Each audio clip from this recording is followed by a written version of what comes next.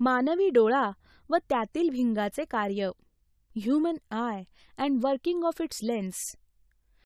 मानवी डोळ्यावर अत्यंत पातळ पारदर्शक पटल असते. त्याला पारपटल म्हणतात. या पटलातूनच प्रकाश डोळ्यात प्रवेश करतो.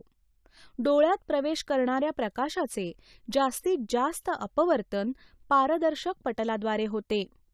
या पटलाच्या मागे गडद मांसल पडदा असतो. त्यालाच बुब्बुळ म्हणतात. वेगवेगळ्या लोकांच्या बुब्बुळाचे रंग वेगवेगळे असतात. बुब्बुळाच्या मध्यभागी बदलत्या व्यासाचे एक छोटेसे छिद्र असते. त्यालाच डोळ्याची बाहुली म्हणतात. डोळ्यात प्रवेश करणाऱ्या प्रकाशाचे प्रमाण नियंत्रित ठेवण्यासाठी डोळ्याची बाहुली उपयुक्त असते.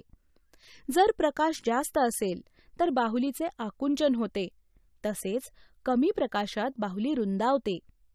बुब्बुळाच्या पृष्ठभागावर पारदर्शक पटलांचा फुगवटा असतो.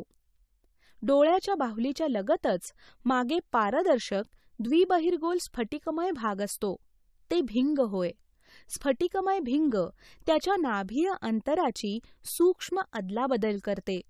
या भिंगामुळे डोळ्याच्या आतील पडद्यावर वास्तव आणि उलट प्रतिमा तयार होते. डोळ्याचा पडदा दृष्टिपटल हे एक संवेदनशील पटल असते. यामध्ये प्रकाश संवेदनशील पेशी असतात. या पेशी प्रकाशित झाल्यावर उत्तेजित होऊन विद्युत संकेत निर्माण करतात. हे विद्युत संकेत डोळ्यासंबंधीच्या मज्जातंतूद्वारे मेंदूकडे पाठवले जातात. नंतर मेंदू या संकेतांचा अर्थ व्यक्त करतो आणि माहितीवर अशा प्रकारे प्रक्रिया करतो की वस्तू जशा आहेत तसे आपणास आकलन होते. दूरवरच्या अनंत अंतरावरच्या वस्तू बघताना डोळ्याचे भिंग चपटे होते आणि भिंगाचे नाभीय अंतर वाढते. तर जवळच्या वस्तू बघताना डोळ्याचे भिंग फुगीर होते आणि भिंगाचे नाभीय अंतर कमी होते. त्यामुळेच दोन्ही वेळेस डोळ्याच्या आतील पटलावर वस्तूची सुस्पष्ट प्रतिमा मिळते. नाभीय अंतरात आवश्यकतेनुसार बदल करण्याच्या भिंगाच्या क्षमतेला समायोजन शक्ती म्हणतात. लवचिक भिंग कमी अधिक फुगीर करून त्याची वक्रता बदलून समायोजन साधता येत असले तरी डोळ्यातील भिंगाचे नाभीय अंतर विशिष्ट अंतरापेक्षा कमी करता येत नाही. निरोगी डोळ्यापासून ज्या कमीत कमी अंतरावर वस्तू असताना ती सुस्पष्टपणे व डोळ्यावर ताण न येता दिसू शकते त्या अंतराला सुस्पष्ट दृष्टीचे लघुत्तम अंतर म्हणतात व वस्तूच्या त्या स्थानाला डोळ्याचा निकटबिंदू म्हणतात.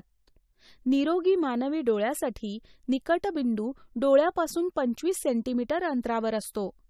डोळ्यापासून ज्या जास्तीत जास्त अंतरावर वस्तू असताना ती सुस्पष्टपणे दिसू शकते त्या अंतराला सुस्पष्ट दृष्टीचे अधिकतम अंतर म्हणतात व वस्तूच्या त्या स्थानाला डोळ्याचा दूरबिंदू म्हणतात. निरोगी मानवी डोळ्यासाठी दूरबिंदू अनंत अंतरावर असतो. माहित आहे का तुम्हाला? नेत्रगोलाचा व्यास सुमारे 2.4 सेंटीमीटर असतो. मानवी डोळ्यामध्ये भिंगाचे कार्य अत्यंत महत्त्वाचे असते. भिंगाचे नाभीय अंतर बदलून वेगवेगळ्या अंतरावरील वस्तूंशी डोळा समायोजन करतो. निरोगी डोळ्याकरता डोळ्यातील स्नायू शिथिल असताना डोळ्याच्या भिंगाचे नाभीय अंतर 2 सेंटीमीटर असते. डोळ्याच्या भिंगाचा दुसरा नाभीय बिंदू डोळ्याच्या आतील पडद्यावर असतो. करून पहा. 1.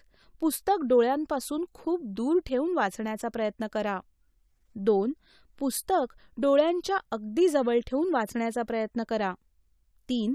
पुस्तक डोळ्यांपासून सुमारे 25 सेंटीमीटर अंतरावर धरून वाचण्याचा प्रयत्न करा. कोणत्या वेळी पुस्तकातील अक्षरे सुस्पष्ट दिसतील? का? उत्तर: पुस्तक डोळ्यापासून सुमारे 25 सेंटीमीटर अंतरावर धरून वाचण्याचा प्रयत्न केल्यास पुस्तकातील अक्षरे सुस्पष्ट दिसतील.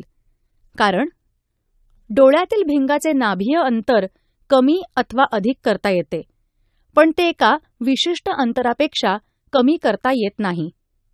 वस्तू जर आपल्या डोळ्याच्या अगदी जवळ धरली तर ती आपल्याला सुस्पष्टपणे बघता येणे शक्य नसते.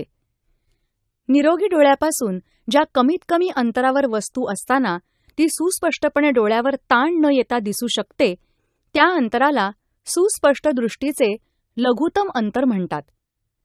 निरोगी डोळ्यासाठी ते अंतर सुमारे 25 सेंटीमीटर असते.